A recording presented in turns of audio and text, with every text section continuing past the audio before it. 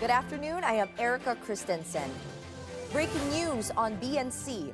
A Philippine Navy personnel suffers a head injury after being struck with a wooden baton by a China Coast Guard personnel during an incident in the West Philippine Sea earlier today.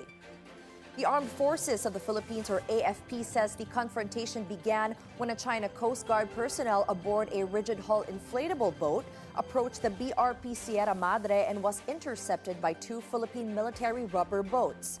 AFP says the Chinese personnel reacted violently and aggressively, striking the Navy personnel on the head and damaging the Navy boat. The Western Command immediately provided medical attention to the injured personnel. The AFP condemns the incident as a dangerous escalation in the West Philippine Sea. The AFP adds its personnel acted with professionalism and discipline while carrying out a lawful mission within the country's exclusive economic zone.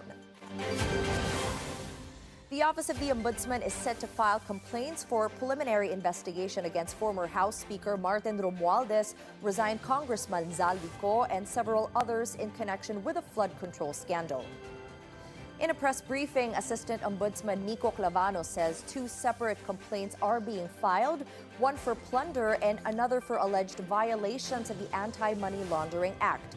Clavano adds the Ombudsman's investigation identifies Romualdez as the central figure in an alleged scheme involving the diversion of public funds intended for flood control projects. He reiterates, however, that Romualdez and the other respondents are given the opportunity to answer the allegations against them.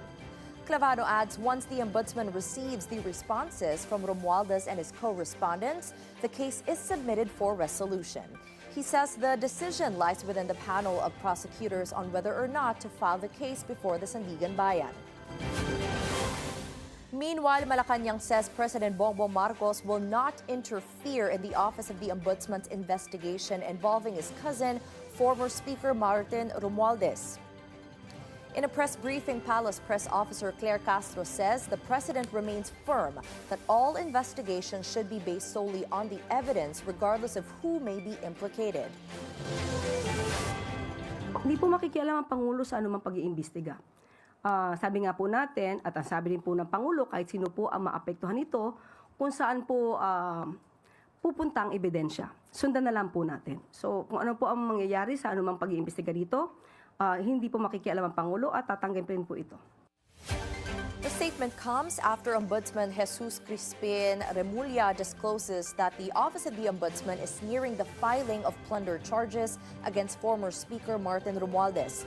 The Romualdez camp, meanwhile, denies any involvement in the alleged irregularities surrounding flood control projects.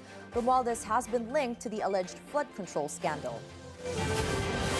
And that's the latest this hour. I am Erika Kristensen. Stay tuned for Agenda at 6 p.m. Good afternoon.